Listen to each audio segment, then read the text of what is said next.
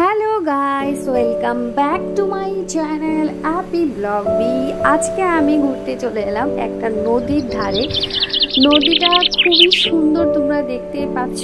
পানিটা দেখো কতটা স্বচ্ছ আর কতটা চকচক করছে সব কিছু। পাশে আছে পাহাড় আর পাহাড়, সবুজে ঘেরা এই নদী। খুবই ভালো লেগেছে আমার এখানকার পরিবেশ। তো এই নদীটা হচ্ছে বান্দরবান রুমা থানায় অবস্থিত। এখন আমি এই মুহূর্তে বান্দরবান রুমা থানার সাঙ্গু নদীতে আছি। দেখো পানিটা কতটা স্বচ্ছ, কতটা সুন্দর দেখতে। অনেকে আছে এখানে স্নান করছে, অনেক কিছু পরিষ্কার করছে, ধুচ্ছে। দেখো অনেকে ছবি তুলছে। আর এর পাশেই রয়েছে কিছু বাগান, কিছু ক্ষেত। সেই ক্ষেতগুলো দেখতে আমার সাথে থাকো।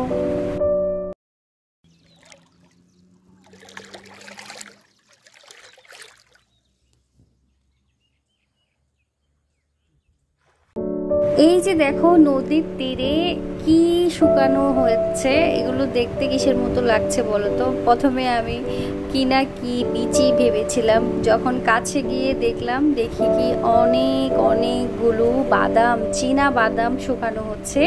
পাশেই হচ্ছে চীনা বাদামের গাছ। এগুলো হচ্ছে সেই বাদামের গাছ।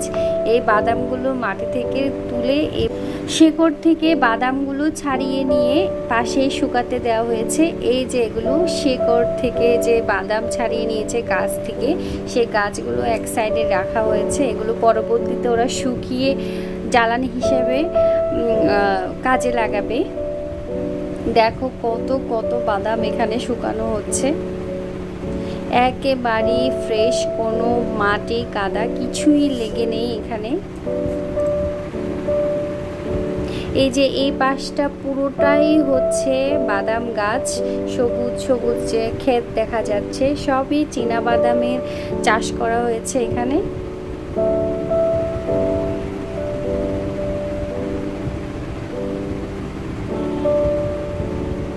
দেখো একবার বাদামগুলো কত বড় বড়। এক একটা বাদামের 3টা করে বাদামের দানা আছে। দেখো বাদামগুলো কতটা সুন্দর। এই বাদামগুলো এখানে এভাবে শুকিয়ে তারপর তারা বিক্রি করবে।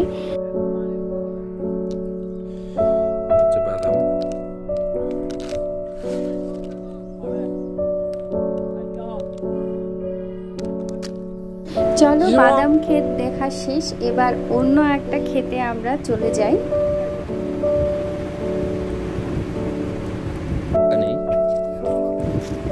এখন আমরা চলে এলাম বান্দরবানেরই আরেকটা সুন্দর ক্ষেতে, যেখানে সারি বাঁধা লাইনে আছে আখের গাছ। এই আখগুলো অনেক মিষ্টি। এখান থেকে আখ কিনে খেয়েছি। এতটা মিষ্টি আর এতটা রসালো, যে খাবে সেই বুঝতে পারবে এতটা ভালো বান্দরবানের আখ।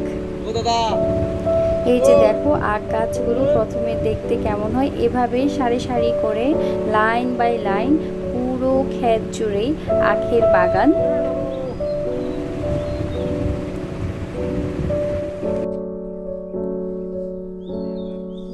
আশা করছি ভিডিওটি তোমাদের কাছে অনেক ভালো লাগবে। ভিডিওটি ভালো লাগলে অবশ্যই লাইক কমেন্ট করো। আর আমার চ্যানেলটি যদি এখনও সাবস্ক্রাইব করে না থাকো, প্লিজ সাবস্ক্রাইব করে নাও।